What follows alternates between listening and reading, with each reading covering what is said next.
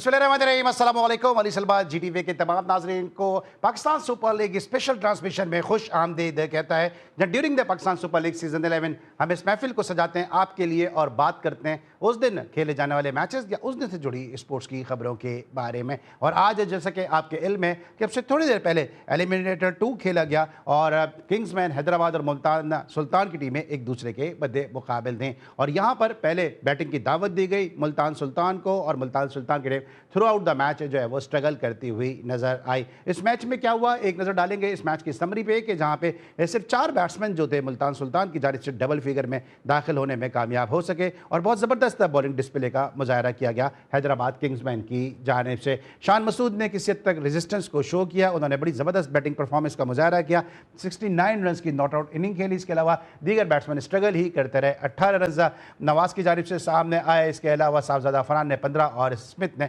13 run score किए। 2-2 विकेटें हासिल करने में आकिब जावेद, हुनैन शाह और मोहम्मद अली कामयाब रहे और जवाब में माद सदाकत के 64 नॉट आउट और उस्मान खान के 64 रन की बदौलत मतलूबा टारगेट महज 2 विकेटों के नुकसान पर हासिल करते हुए 8 विकेटों से न सिर्फ कामयाबी हासिल की बल्कि अब 1 मई यानी लेबर डे के दिन जो मैच खेला जाएगा बरोज जुमा, वहाँ वो इस्लामाबाद यूनाइटेड के मद्दे मुकाबिल होंगे। तो मुल्तान सुल्तान का सफ़र अब यहीं पर अपने अख्तिताम को पहुँचा। बड़ी ज़बरदस्त परफॉर्मेंस दी throughout the tournament Multan Sultan ने, लेकिन एक ख़राब दिन किसी न किसी टीम का आता है और वो ख़राब दिन आज था मुल्तान सुल्तान का। अब देखना यह है कि 1 मई को जो मैच खेला जाएगा उसमें कौन सी टीम फाइनल में पहुंचने में कामयाब होगी और इस्लामाबाद यूनाइटेड या फिर हैदराबाद किंग्समैन, इन दोनों टीमों में से कौन फाइनल में पहुंचकर पेशावर ज़ल्मी का सामना करेगा। इस वक्त हमें ज्वाइन किया हमारे दोनों बड़े ज़बरदस्त गेस्ट ने कि जिनका दोनों का बड़ा ज़बरदस्त ताल्लुक़ है। एक ने पाकिस्तान क्रिकेट को सर्व किया, पाकिस्तान के लिए वनडे इंटरनेशनल खेली, पाकिस्तान के डोमेस्टिक क्रिकेट का एक बहुत बड़ा नाम है, जबकि दूसरी जानिब हमारे एक ऐसे गेस्ट मौजूद हैं कि जो ना सिर्फ पॉलिटिकल करंट अफेयर पर उनकी बड़ी गहरी निगाह होती है बल्कि साथ साथ स्पोर्ट्स के हवाले से भी वो बड़ी गहरी निगाह रखते हैं। मेरे साथ मौजूद हैं हमारे स्पेशल करस्पॉन्डेंट, हमारे बहुत ही अपने पेशावर से इमरान यूसुफजई साहब, शो में खुशामदीद कहते हैं। अस्सलाम वालेकुम इमरान यूसुफजई साहब। जी वालेकुम सलाम अली भाई, कैसे हैं आप? मैं बिल्कुल ठीक ठाक हूँ इमरान यूसुफजई साहब। सबसे पहले तो ये बताइए कि कल जब हम शो कर रहे थे तो मेरे जो दोनों पैनलिस्ट थे अरसलान शिराजी साहब और अजीम घुम्मन, दोनों का यही कहना था कि हैदराबाद किंग्समैन जिस फॉर्म के साथ खेल रही है वो बड़ी मजबूत कंटेंडर है आज के मैच की, और ऐसा ही हुआ भी। आपको भी क्या यही उम्मीद थी कि हैदराबाद किंग्समैन मुल्तान सुल्तान को आउट क्लास कर देगी, या मुल्तान सुल्तान जो वो इतनी ख़राब क्रिकेट खेलेगी कि 8 विकेटों के बड़े मार्जिन से इतने इंपॉर्टेंट मैच में हैदराबाद कामयाब हो जाएगी? जी बिल्कुल अली भाई, जिस तरह से मैच हुआ तो बिल्कुल भी अंदाजा नहीं था और कल तो खैर बड़ा इंटरेस्टिंग मैच था, लेकिन हैदराबाद वाकई में बड़ी जो है हॉट फेवरेट टीम थी, इसलिए कि मैं खुद भी उसको बड़ा ज्यादा बैकअप कर रहा था। बड़ी जबरदस्त स्टोरी है इस टीम की, 4 मैच लगातार हारना, फिर 4 मैच लगातार जीतना, फिर 9वें मैच में 80 पे पूरी टीम का आउट हो जाना और फिर अगले मैच में फिर से 244 करना। तो ये हैदराबाद किंग्समैन के बड़े अनोखे और अलग अलग रूप नजर आए हैं 10 के 10 मैचों में ग्रुप स्टेज में। और फिर आज जो जिस तरीके की परफॉर्मेंस थी, मैं समझता हूँ कि मानुस लबुजिन के को जो है बड़ा ठीक ठाक उसका क्रेडिट जाता है, इसलिए कि उन्होंने बड़ी जबरदस्त किस्म की कप्तानी की, उन्होंने अपने रिसोर्सेज का बड़ा शानदार इस्तेमाल किया। उनको पता था कि उनका कौन सा बैट्समैन किस वक्त उनको कितना रन बना के देगा, उनके बॉलर्स को उनको अंदाजा था कि वो किस तरीके से अपने बॉलर से जो है उनको इस्तेमाल कर सकते हैं। देखिए आकिब को उन्होंने बिल्कुल मिडिल में अपने 4 ओवर पूरे करवाए हैं और फिर वो उनको उसने रिजल्ट दिया है, उसने उसी वक्त जो है वो दूसरी जो विकेट ली है। तो मेरा ख्याल से उस वक्त तक मुल्तान सुल्तान खैर अच्छी खासी इस मैच से आउट हो चुकी थी, लेकिन जाहिर सी बात है एक ऐसी टीम के जिसने 2-3 मरतबा 200 प्लस स्कोर किया, फिर एक ऐसी टीम के जिसने इस टूर्नामेंट के 8वें मैच में हैदराबाद के बनाए हुए 225 रन को चेज किया, और वो टीम जो है वो आज सिर्फ 159 रन के ऊपर ढेर हो गई। और मेरा ख्याल है कि शान मसूद अखलौते वाहिद एक बैट्समैन थे कि जिन्होंने थोड़ी सी जो है मज़ामत की और बड़ी शानदार जो है वो बैटिंग उनकी देखने को मिली। मुझे बड़ी खुशी हुई कि शान मसूद का बिल्कुल एक नया रंग देखने को मिला है। ये टेस्ट के खिलाड़ी थे, लेकिन इन्होंने अपने आप को जितना जबरदस्त तरीके से इवॉल्व किया है, जितनी अच्छी वो T20 क्रिकेट खेल रहे, जितनी गेम अवेयरनेस उनकी नजर आती है और जितनी परफेक्टली उन्होंने पूरी इनिंग के दरमियान अपने आप को मौजूद रखा है क्रीज के ऊपर, मैं समझता हूँ ये बड़ी लायकियत है। और गो के मुल्तान सुल्तान इस मैच में शिकस्त खा गई है, टूर्नामेंट से बाहर हो गई है, लेकिन आज के मैच के मेरे हिसाब से मुल्तान सुल्तान के जो हीरो है वो शान मसूद है। तो बाकी बिल्कुल जाहिर सी बात है हैदराबाद किंग्स ठीक है, ने मुल्तान बहुत अच्छी सुल्तान पे बॉलिंग की। जरा बात करते हैं। महमूद हामिद साहब ने हमें ज्वाइन किया, पाकिस्तान के 100 one day international cricketer, qualified coach भी हैं और उनकी कोचिंग में जो इनकी टीमों ने जो है वो टाइटल्स भी अपने नाम किए हैं। मैं महमूद हामिद साहब को शो में खुशामदीद कहते हैं। अस्सलाम वालेकुम महमूद हामिद साहब। सलाम। हाँ कैसे महमूद हैं हामिद अली साहब, सुन सलमान? सकते हैं आप मुझे?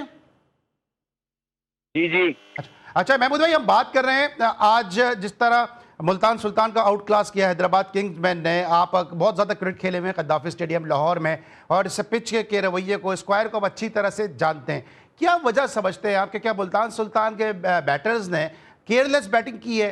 ये जो टॉस जीता हैदराबाद किंग्स मैन के कप्तान लबुशेंग ने, उसका एडवांटेज ज़्यादा हुआ हैदराबाद को? और अगर मुल्तान सुल्तान भी अगर टॉस जीतता तो वो भी पहले हैदराबाद को अगर बैटिंग दे देता तो क्या यही नतीजा सामने आता? देखिए, पिच में तो ऐसे मुझे कोई ऐसी चीज नहीं थी कि जिसपे कोई मुश्किल हो रही हो, लेकिन थोड़ा सा इम्प्लीमेंट करने की जरूरत है। लेकिन टॉस जो होता है वो आपके हाथ में नहीं होता। एज ए प्रोफेशनल क्रिकेट आपको जैसे भी हो, आपको उसमें एडजस्ट करना पड़ता है। तो थोड़ा सा मैं ये कहूँगा कि इनिशियली जो है इनकी रेगुलर इंटरवल जब विकेटें आपकी गिरती हैं तो फिर आपको प्रॉब्लम आती है।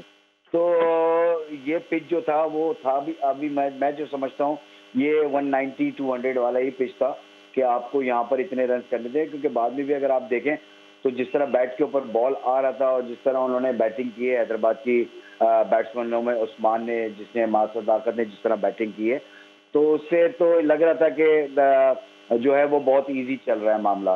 तो आज मुल्तान सुल्तान ने ओवरऑल अगर हम देखें तो इतने अच्छा इम्पैक्ट नहीं किया, लेकिन शान मसूद जिस तरह कैरी करके टीम को लेके गए आगे, तो वहां पर उन्होंने एक रीजनेबल, जिसे कहना चाहिए था, अपनी टीम के लिए टारगेट रखा, लेकिन वो इतना इनफ नहीं था।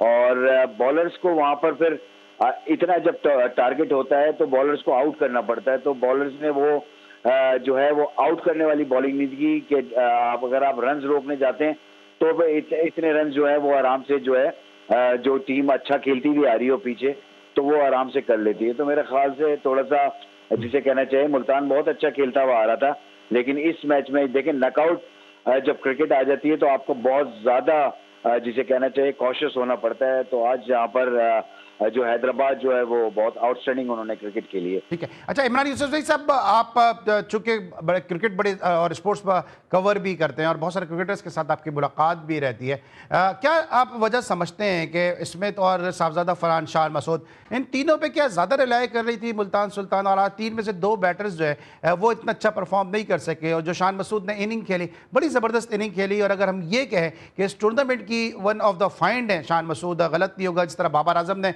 यहाँ पे अपने आप को प्रूव किया इस टूर्नामेंट में, एक नए रूप में बाबर आजम नजर आए, इस तरह शान मसूद को भी उनका ड्यू क्रेडिट देना होगा। तो क्या आपको लगा कि तीन में से चूंकि दो बैट्समैन फेल हो गए, टॉप ऑर्डर से रन नहीं आए, यही वजह थी कि रन नहीं मिल सके? या आप समझते हैं कि बाकी बैट्समैन भी जो थे वो अंडर द शेडो खेल रहे थे इन तीनों के? जी देखिए, ये बिल्कुल हकीकत है। अंडर शेडो क्या, जाहिर सी बात है कि जब आपको मौका नहीं मिलता, आपको अपनी सलाहियतों के इजहार का मौका नहीं मिलता, तो फिर बड़ी मुश्किल होती है। बेसिकली अगर आप देखें तो मुल्तान सुल्तान के जितने भी मैचेस हुए हैं, जितनी मरतबा भी उन्होंने 2 या 3 मरतबा उन्होंने 200 प्लस स्कोर किया है, तो उसमें जो मेन उनके बैटर थे या मेन उनका स्कोर करने वाले थे, वो या तो स्टीव स्मिथ थे और या फिर जो है वो शाहजादा फरहान थे। या फिर टर्नर ने रन किए हैं? चार बैट्समैन उनके थे जो आगे पीछे रन कर रहे थे। जी जी, वही रन कर रहे थे। तो आज जब वो रन नहीं कर सके तो फिर बाकी टीम भी जो है उस प्रेशर को जो है वो अब्सॉर्ब नहीं कर सकी। देखिए, बुनियादी तौर पर तो T20 का जो फॉर्मेट है वो प्रेशर का गेम है, और फिर इसमें जो टीम भी अपने मोमेंटम को बरकरार रखने में कामयाब रहती है उसको कामयाबी मिलती है। विकेटें तो जाहिर सी बात है गिरती हैं, हर बॉलर के पास चांस होता है। जो बॉलिंग करने वाली टीम होती है उसके पास ये ज्यादा इसलिए होती है कि उनको सिर्फ 10 अच्छी गेंदें चाहिए होती हैं, लेकिन जो बैटिंग करने वाली टीम होती है उनको 120 गेंदें अच्छी खेलनी है, ताकि उसमें अगर चौके लगे, छक्के लगे या जो सिंगल डबल जो भी बने, लेकिन उनको 120 अच्छी गेंदें खेलनी है ताकि वो एक बड़ा स्कोर कर सके। लेकिन बॉलिंग वाली साइड को सिर्फ 10 अच्छी गेंदें चाहिए होती हैं जिस पर वो विकेटें निकाल सके। अगर उसको 4 5 6 विकेटें अर्ली मिल जाती हैं, फिर जैसा कि आप देखें पावर प्ले में उनकी 47 के ऊपर 3 विकेटें गिरी हुई थी, तो ये वो टाइम था कि जिसके ऊपर वो सारी मेन उनके बैट्समैन आउट हो चुके थे। तो मेरा ये ख्याल है कि वो जो प्रेशर था उसको जो है वो संभाल नहीं सके। बाद में आने वाले जो मिडिल ऑर्डर बल्लेबाज थे वो भी इतना ज्यादा ज्यादा जो है इम्पैक्ट नहीं डाल सके। फिर 6 से लेके 16 ओवर तक आप देखें, 7 से 16 तक उन्होंने सिर्फ 67 रन किए और उसमें भी उनकी 5 विकेटें गिरी हैं और आखिरी डेथ ओवर्स में वो सिर्फ 45 रन कर सके। तो मेरा ये ख्याल है कि वो जो एक मोमेंटम था, फिर सबसे बड़ी चीज ये देखें, T20 में पार्टनरशिप बहुत ज्यादा काउंट करती है। इनकी जो अगलौती बड़ी पार्टनरशिप लगी है वो 34 रन की थी, जो शान मसूद और फैसल अकरम के दरमियान में लगी, वो 9 विकेट थी। उसके बाद छठी विकेट के ऊपर उनके 33 रन थे, पहली विकेट के ऊपर सिर्फ 28 रन की पार्टनरशिप बन सकी। तो मेरा ख्याल है कि पार्टनरशिप की भी कमी थी, गेम अवेयरनेस की भी कमी थी। जो बैट्समैन थे, जो मिडिल ऑर्डर के जो बल्लेबाज थे, अच्छा, मिडिल ऑर्डर पे बात, जब मिडिल ऑर्डर पे बात आई है तो महमूद हामिद साहब one of the finest middle order batsman. Mahmood भाई, मिडिल ऑर्डर क्या इशू था आपको लगता है मुल्तान सुल्तान का? देखिए, मिडिल ऑर्डर जो है तो वो बैकबोन होता है जो गेम को लेकर चल रहा होता है। जब आपको पता चल जाता है कि मैं जो बात करूंगा ना वो ऑजीज की बात करता हूँ या दूसरी टीमों की बात करता हूँ, वो जब जाते हैं ना पिच के ऊपर, जब देख लेते हैं कि पिच का बिहेवियर क्या है और ये पिच कितने रन की है जब आप पहले बारी करते हैं, तो आपको आइडिया होना चाहिए। हमारे बहुत से प्लेयर्स को यही आइडिया नहीं हो पाता कि हमारे ये पिच कितने रन की है। अच्छा, महमूद भाई, मिडिल ऑर्डर में बात आ रही है, मुझे ब्रेक पे आना है। मिडिल ऑर्डर में बात आ रही है, ये हसन नवाज का जो स्टेटमेंट आया कि इंडिया का हर बॉलर से मुझे नफरत है, इससे मुत्तफिक है आप कि मतलब इस तरह का स्टेटमेंट देना चाहिए? मेरे ख्याल से ये तो अजीब सी बात है कि आपको उनके बॉलरों से नफरत है। अगर आप वहाँ पर अगर पाकिस्तान इंडिया का मैच होगा तो आप क्या मैच नहीं खेलेंगे? अगर नफरत होगी तो फिर आपसे परफॉर्मेंस भी नहीं होगी। तो मेरे ख्याल से इस तरह के जो हम बहुत से हमारे प्लेयर्स हैं जो इस तरह की स्टेटमेंट देते थे, इसकी भी बहुत ज़रूरत है कि इनको जो है इस चीज़ की भी तरबियत देनी चाहिए कि हमें मीडिया के सामने क्या बोलना चाहिए। इमरान साहब, मुझे ब्रेक पे आ रहा है, क्विकली मुझे बता दें कि ये स्टेटमेंट है हसन नवाज का, ये इस स्टेटमेंट की जरूरत क्या थी? अली भाई, मेरा ख्याल है कि स्टेटमेंट की बजाय अगर वो किसी इंडिया के खिलाफ किसी मैच पे ठीक ठाक परफॉर्म हुआ था, जी इमरान यूसुफ साहब, तो मैं अगर वो बजाय स्टेटमेंट देने के किसी मैच में इंडिया के खिलाफ ठीक ठाक परफॉर्म करें, उनके बॉलर्स की ठीक ठाक कुट लगाए, तो वो ज्यादा इम्पैक्ट डालेगा बजाय इसके कि आप ऐसा एक बयान दें। और मेरे साथ खिलाड़ियों को इस तरह के बयान देने भी नहीं चाहिए। इस तरह के बयान नहीं देने चाहिए। इस वक्त हमें लेने का एक बड़ा क्विकली ब्रेक, वापस आते हैं फिर मजीद बात करते हैं। लेकिन जो दाग लगाया है, ये दाग जो है बड़ा गहरा है, लेकिन कुछ दाग अच्छे होते हैं, लेकिन उनके लिए, क्योंकि उनको मिटाने के लिए, गहरे दागों को मिटाने के लिए सर्फ एक्सेल है ना। मिलते छोटे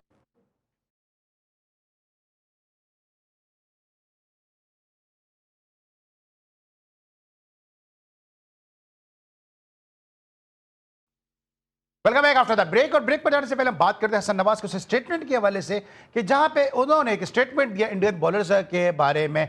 और हम बार बार अपने शोज में ये बात करते हैं कि पाकिस्तान क्रिकेट बोर्ड जो अपने प्लेयर्स को जो है वो मीडिया से जब दूर रखता है तो फिर इसी किस्म की बातें सामने आती हैं। क्योंकि इससे पहले आपने रिजवान को सुना कि रिजवान ने एक अननेसेसरी स्टेटमेंट दिया कि वो हैदराबाद किंग्समैन को इस काबिल नहीं समझते कि वो इस टूर्नामेंट का फाइनल खेलेंगे, वो फाइनल में पहुंचे। और अब जो है हसन नवाज ने दूसरी कंट्रोवर्सी खोल के एक नया कट्टा जो है वो खोल दिया है। हम बार बार बात करते हैं कि पीसीबी को चाहिए कि जब अपने प्लेयर्स को तैयार करें इंटरनेशनल क्रिकेट खेलने के लिए तो उनकी मीडिया के हवाले से भी ग्रूमिंग करें। और जब हम जैसे 2-4 सहाफ़ी कोई सख्त किस्म के सवाल कर देते हैं तो पीसीबी को जो है वो बहुत बुरा लग जाता है। और न सिर्फ पीसीबी को बुरा लगता है बल्कि उन सहाफ़ियों में, सहाफ़त के शोबे में मौजूद उन काली भेड़ों को भी बहुत बुरा लग जाता है। बल्कि शायद पीसीबी से ज़्यादा तो उन काली भेड़ों को बुरा लग जाता है कि जी इतना मुश्किल सवाल कर क्यों दिया। और जब फिर उसके बाद आप उसका असरात देख लें कि फिर ऐसे ही प्लेयर्स बातें करते नजर आते हैं। इमरान यूसुफ जई साहब एक बड़े जय्यद सहाफ़ी हैं, कोनावक सहाफ़ी हैं, इनसे बेहतर इसमें कोई रोशनी डाल नहीं सकता।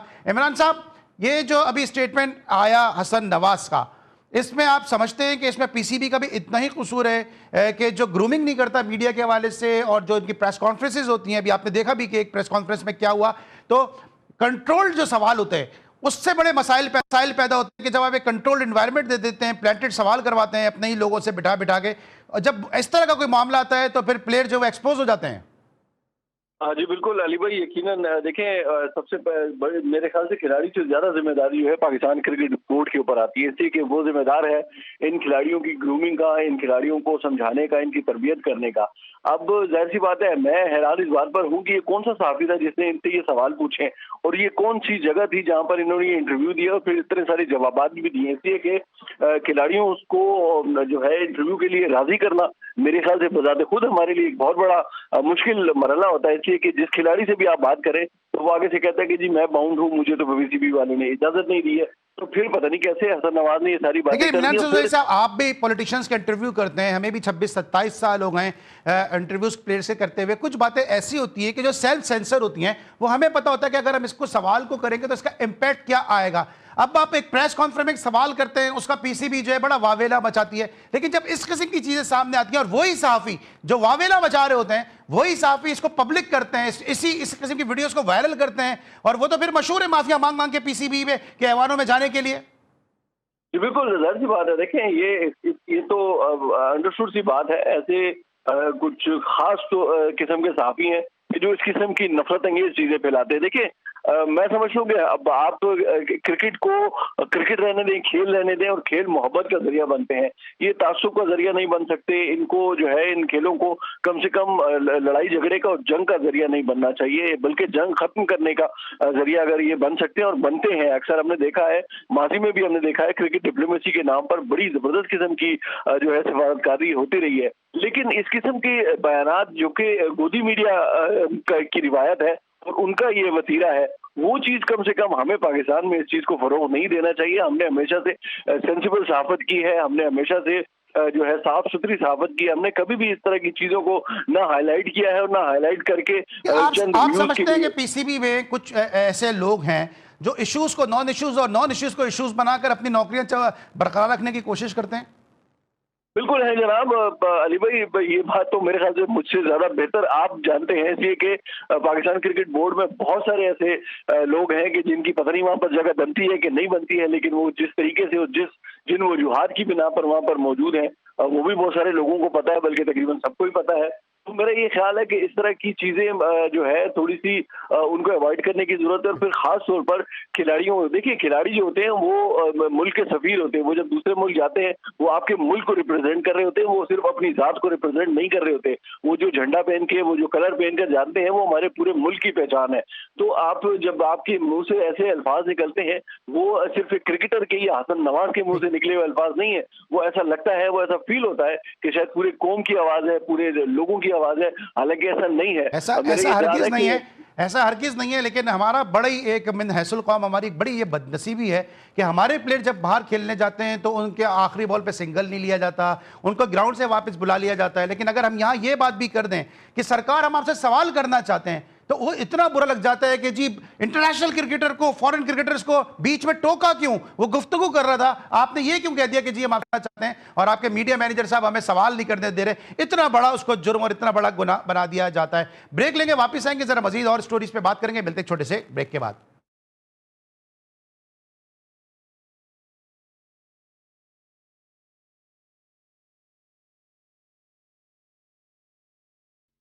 Back after the break. और ब्रेक पर जाने से पहले बात करते हैं पाकिस्तान सुपर लीग के हवाले से, लेकिन अब हम बात करेंगे पाकिस्तान के उस टेस्ट स्क्वाड के हवाले से। दो टेस्ट मैचेस पर मुश्तमिल सीरीज खेलने के लिए बांग्लादेश रवाना होने वाला है, और इस हवाले से तरबियती कैंप कराची में जारी है। Newly appointed head coach Sarfaraz Ahmed ने आज कराची में मीडिया से बात भी की है, और उन्होंने इस अज़म का इजहार किया कि पाकिस्तान की क्रिकेट जो है वो तरक्की की जानिब सफ़र करेगी। साथ साथ उन पर जो तनकीद की जा रही है कुछ हलकों की जानिब से कि क्वालिफाइड कोच वो नहीं है और उनको पाकिस्तान की टीम की कोचिंग दे दी गई है, उस पर भी उन्होंने ये कहा कि लोगों की बातों पर वो ज़्यादा ध्यान देते नहीं हैं, और उनको जो टास्क दिया जाता है उस पर वो कोशिश करते हैं कि उसको मुकम्मल करें और ऐसा तरीके से उसको पूरा करें। महमूद आमिर साहब चूँकि खुद भी क्वालिफाइड कोच हैं, ज़रा इनसे आप जानते हैं महमूद भाई, ये जो तनकीद की जा रही है सरफराज के ऊपर कि वो क्वालिफाइड नहीं है, और आप नीचे का जो सिस्टम है, जो आपके निचली सतह पे जो कोचेज हैं, उनके लिए आप लेवल्स की आप डिमांड करते हैं कि लेवल 2 किया हो, लेवल 3 किया हो, लेकिन हेड कोच के लिए कोई लेवल की आपने कोई शर्त रखी नहीं है। उनके एक्सपीरियंस की बुनियाद पर उनको कोच बना दिया गया।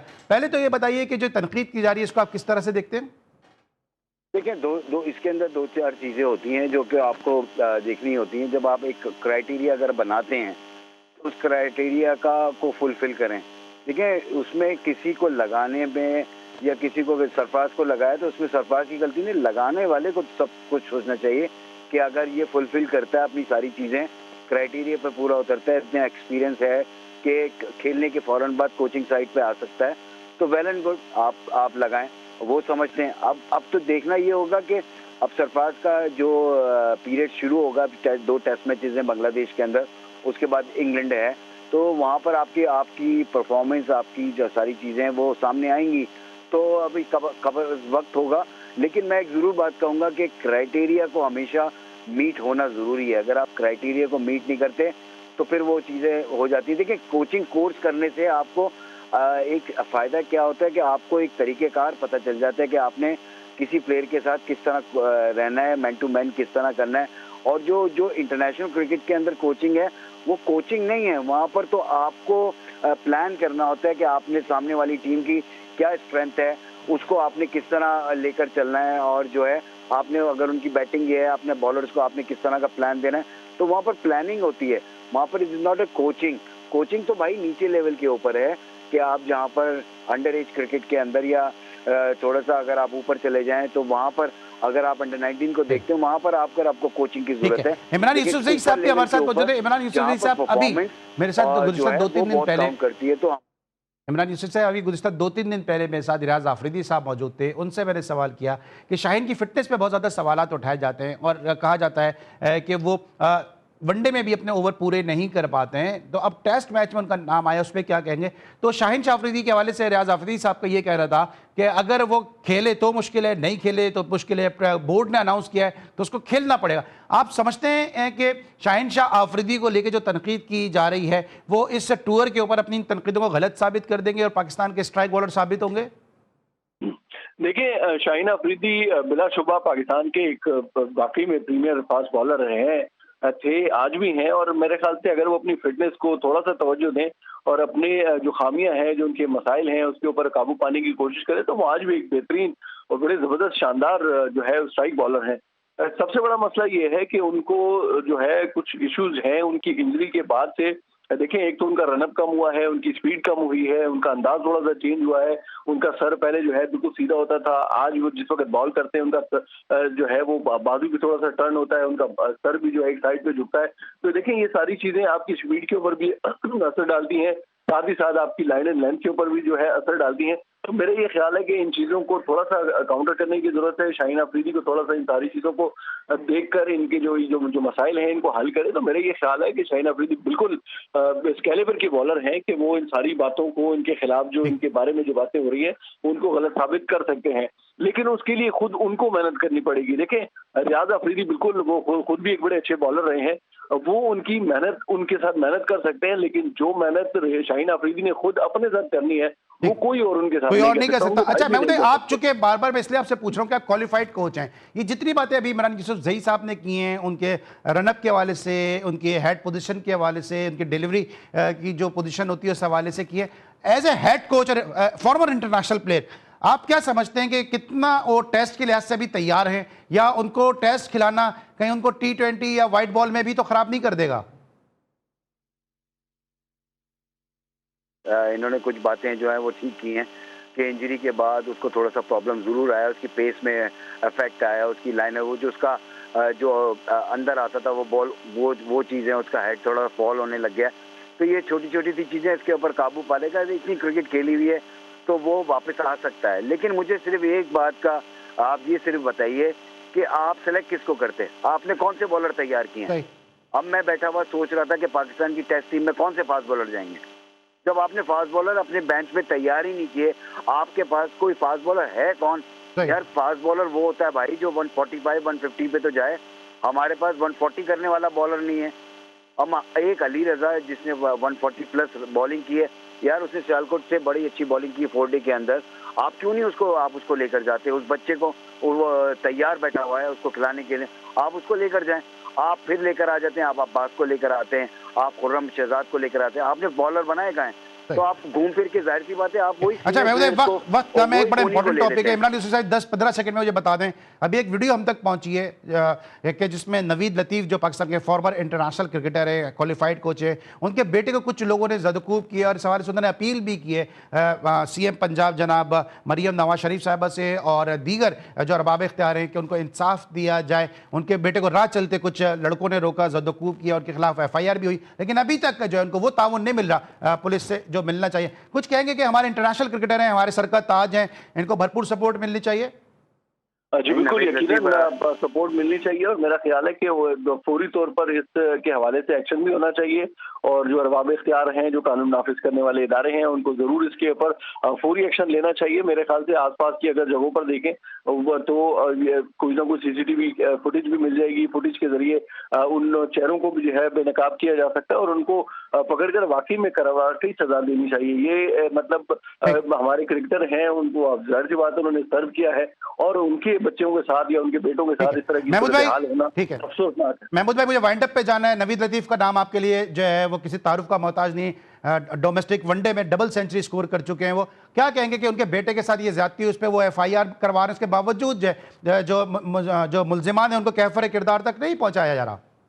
ये तो बहुत ज्यादती है कि कोई भी हो या नवीद हो या कोई भी हो, सबके बच्चे सांझे हैं और बच्चों के साथ इस तरह का जो इंसिडेंट है वो बहुत काबिल मजम्मत है और इस पर डेफिनेटली नवीद ने जिस तरह CM पंजाब से को उनके नोटिस में लाया चीज़, तो इंसाफ मिलना चाहिए कि एक बच्चे के साथ क्यों ज्यादती हुई है, इस तरह उसको मार देना मारना जो है वो बहुत ही गलत चीज़ है। हमारे बहुत गलत चीज़ है और साथ साथ GTV जी स्पोर्ट्स हमेशा से अपने हीरोज़ के साथ खड़ा हुआ है और हम अपने प्रोग्राम के तवज्जुद से भी CM पंजाब जनाब मरीम साहब से रिक्वेस्ट करेंगे, वज़ीर दाखिला chairman cricket board Mohsin Naqvi साहब से हम रिक्वेस्ट करेंगे कि जो है नवीद लतीफ़ को इंसाफ फराहम किया जाए और जिन जिन मुल्ज़िमान ने उनके साथ ज़्यादती की है, नाइंसाफ़ी की है, उनके साहबजादे को ज़दवकूब किया, उनको कैफ़रे किरदार तक पहुँचाने में अपना हर मुमकिन किरदार अदा करें। आज के लिए बस इतना ही। अली सलमान को पूरी प्रोडक्शन टीम के साथ इजाज़त दीजिए। अपना बहुत ख्याल रखिए। अल्लाह हाफ़िज़।